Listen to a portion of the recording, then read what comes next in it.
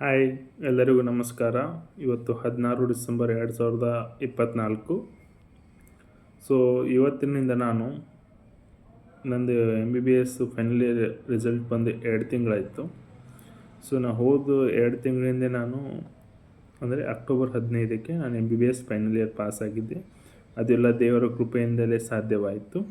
So ಈಗ ನಾನು ಇವತ್ತು ಡಿಸೆಂಬರ್ 16, 2024ರಿಂದ ನೀಟ್ PG ಅಥವಾ INA-CET ಎರಡಕ್ಕೂ ಪ್ರಿಪೇರ್ ಆಗ್ತಾ ಇದ್ದಾನೆ.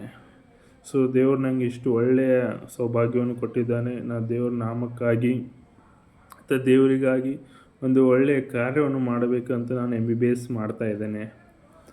ಸೊ ನಾನು ನೀಟ್ PG ಅಥವಾ INA-CET ಪ್ರಿಪ್ರೇಷನ್ ಮಾಡುವಾಗ ದೇವರ ಕೃಪೆಯು ನನ್ನ ಜೊತೆ ಇರಲಿ ಮತ್ತು ನಾನು ಒಳ್ಳೆಯ ರೀತಿಯಲ್ಲಿ ಸ್ಟಡಿ ಮಾಡಲು ಪ್ರಿಪ್ರೇಷನ್ ಮಾಡಲು ದೇವರ ಸಹಾಯ ನನಗೆ ಬೇಕು.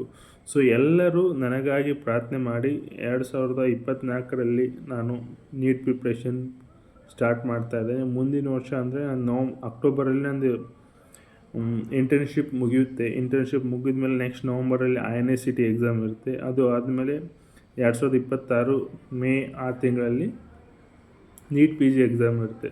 ಸೊ ನಾನು ನವಂಬರ್ 2025ರಲ್ಲಿ INA-CET ಎಕ್ಸಾಮ್ ಒಳ್ಳೆಯ ರೀತಿಯಲ್ಲಿ ಬರೆದು ಒಳ್ಳೆಯ ರೀತಿಯ ರ್ಯಾಂಕ್ ತಗೊಂಡು ದೇವರ ಇಚ್ಛೆಯಂತೆ ನಾನು ಒಳ್ಳೆಯ ಕಡೆ ಸೀಟ್ ಸಿಗಲು, ಅಂದರೆ INA-CET ಎಕ್ಸಾಮ್ ಅಂದರೆ ಸೆಂಟ್ರಲ್ ಇನ್ಸ್ಟಿಟ್ಯೂಟ್, ಆ ಸೆಂಟ್ರಲ್ ಇನ್ಸ್ಟಿಟ್ಯೂಟಲ್ಲಿ ನನಗೆ ಸೀಟ್ ಸಿಗಬೇಕು. ಸೊ ದೇವರ ಇಚ್ಛೆಯಂತೆ ನನಗೆ ಒಂದು ಒಳ್ಳೆಯ ಕಡೆ ಸೀಟ್ ಸಿಗಲು ನೀವೆಲ್ಲರೂ ಪ್ರಾರ್ಥನೆ ಮಾಡಿ. ಎಲ್ಲರೂ ನನಗಾಗಿ ನಿಮ್ಮ ಪ್ರಾರ್ಥನೆಯಲ್ಲಿ ಡೈಲಿ ನೆನಪು ಮಾಡಿಕೊಳ್ಳಿ. ಸೊ ಎಲ್ಲರೂ ನನಗೆ ಆಲ್ ದ ಬೆಸ್ಟ್ ಹೇಳಿ ಮತ್ತು ನನ್ನ ಬಗ್ಗೆ ಒಳ್ಳೆಯ ಆಶೀರ್ವಾದವನ್ನು ಮಾಡಿ. Thank you so much.